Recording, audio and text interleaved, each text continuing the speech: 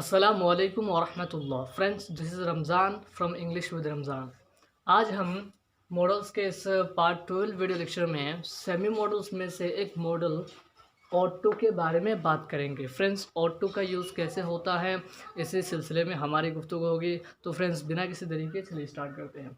Friends, ये जो auto है ये आपका सेमी मॉडल है, ये प्रिंसिपल मॉडल नहीं है, क्योंकि प्रिंसिपल मॉडल्स में जो रूल्स पाए जाते हैं उनमें से एक रूल ये है कि प्रिंसिपल मॉडल्स में टू इन्फिनिटिव का यूज़ नहीं होता है, लेकिन ये जो ऑटो है ये इसमें जो है ना टू इन्फिनिटिव का यूज़ होता है, इसलिए ये आपका क्या है, सेमी मॉडल है।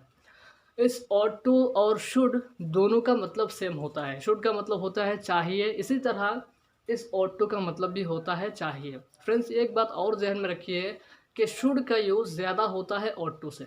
जब आप चाहिए इस मतलब को बोलना चाहते हैं तो ज़्यादातर आप शुड का यूज़ करेंगे, ठीक, और ऑटो का यूज़ बहुत ही कम किया जाता है।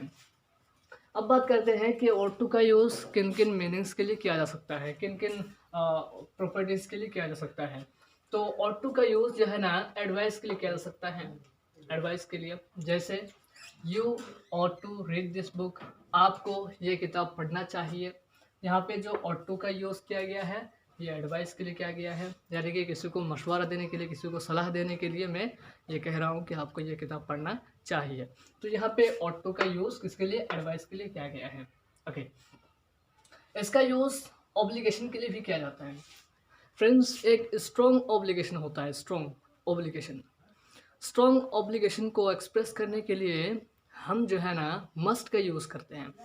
जब हम ये कहना चाहते हैं कि आपको ये काम ज़रूरी तौर पर करना है, आपको करना ही करना है, इसके अलावा कोई चारा नहीं है आपके पास, तो उस वक्त जो है ना हम मस्ट का यूज़ करते हैं। यानी स्ट्रॉन्ग ऑब्लिगेशन को एक्सप्रेस करने के लिए हम मस्ट का यूज़ करते हैं। जैसे यू मस्ट डू इट, आपको ये ज़रूर करना चाहिए, आपको करना ही करना है, ठीक। लेकिन ये जो ऑब्लिगेशन ऑटो में पाया जाता है इसमें उतना ज़्यादा स्ट्रॉन्ग ऑब्लिगेशन नहीं है, इसमें थोड़ा सा ऑब्लिगेशन होता है। तो फ्रेंड्स, ऑटो का यूज़ हम ऑब्लिगेशन के लिए कर सकते हैं। जैसे you ought to do it, आपको ये करना है, आपको ये करना चाहिए। तो यहाँ पे ऑटो का यूज़ जो है ना ऑब्लिगेशन के लिए किया गया है। ओके, नेक्स्ट बात करते हैं। नेक्स्ट है एक्सपेक्टेशन।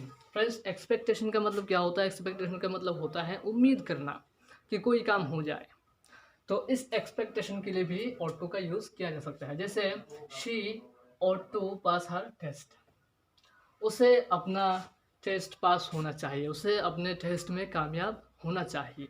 तो यहाँ पे मेरी एक्सपेक्टेशन है, मेरी उम्मीद है कि वो अपने टेस्ट में क्या हो जाए, पास हो जाए।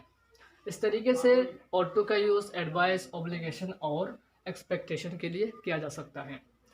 तो यहाँ तक बात हो गई। अब बात करते हैं कि ऑटो का यूज़ पॉजिटिव, नेगेटिव और इंट्रोगेटिव सेंटेंस में कैसे करते हैं। फ्रेंड्स, क्या होता है कि कभी कभी स्टूडेंट्स डू डज का यूज़ कर देते हैं या फिर डजेंट, डोंट का यूज़ कर देते हैं ऑटो का यूज़ करते वक्त। तो इस तरीके से इस गलत यूज़ से बचने के लिए हमें क्या करना पड़ेगा, हमें ऑटो के द्वारा पॉजिटिव सेंटेंस को देखना पड़ेगा, नेगेटिव सेंटेंस को देखना पड़ेगा और इंट्रोगेटिव सेंटेंस को देखना पड़ेगा। फ्रेंड्स, ये जो प्रेजेंट इंडेफिनिट के पॉजिटिव सेंटेंस है उसमें क्या करते हैं हम, वर्ब के आखिर में एस लगा देते हैं थर्ड पर्सन सिंगुलर सब्जेक्ट की वजह से। जैसे ही ईट्स, वो खाता है, यहाँ पे हमने थर्ड पर्सन सिंगुलर सब्जेक्ट की वजह से ईट के आखिर में एस लगा दिया। इस तरह कभी कभी कुछ स्टूडेंट्स क्या करते हैं कि ऑट के बाद जो है ना एस लगा देते हैं, ये गलत हो जाता है। आपको ध्यान में रखना है कि ऑट का यूज़ अगर हम, ऑटो का यूज़ अगर हम पॉजिटिव सेंटेंस में कर रहे हैं तो उसमें एस का यूज़ नहीं होगा, उसमें एस इन्फ्लेक्शन नहीं होता है। जैसे शी ऑट टू गो ना, उसे अब जाना चाहिए, उसे अब जाना चाहिए, ये आपका पॉजिटिव सेंटेंस है। इसमें देखिए she third person singular subject है, लेकिन यहाँ पे ऑट के बाद एस का यूज़ नहीं हुआ है, ठीक। तो ऑट टू में जो है ना एस इन्फ्लेक्शन नहीं होता है। Okay, negative sentence. Negative sentence बनाते वक्त क्या करते हैं कुछ स्टूडेंट्स, जो है ना डू नॉट या डज नॉट का यूज़ कर देते हैं, लेकिन ये भी करना गलत है।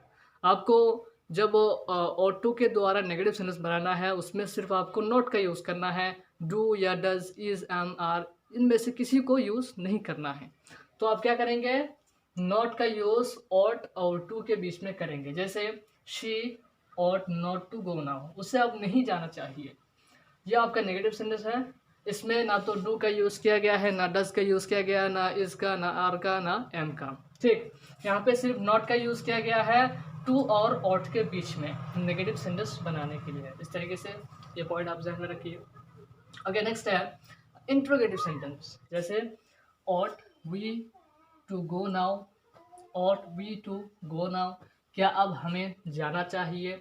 तो यहाँ पे ये देख सकते हैं आपका इंट्रोगेटिव सेंटेंस है। इंट्रोगेटिव सेंटेंस बनाने के लिए हमने ऑट का शुरू में यूज़ किया। तो इस तरीके से पॉजिटिव, नेगेटिव और इंट्रोगेटिव सेंटेंस यूज़ किया जाता है, इसको ध्यान में रखने वाली बात है। तो फ्रेंड्स, आज का ये लेसन रहा कि ऑट टू का यूज़ कैसे किया जाता है। बने रहिए हमारे साथ, मिलते हैं फिर नेक्स्ट वीडियो लेक्चर में दूसरे सेमी मॉडल को लेकर। Thank you so much. अस्सलाम वालेकुम व रहमतुल्लाह।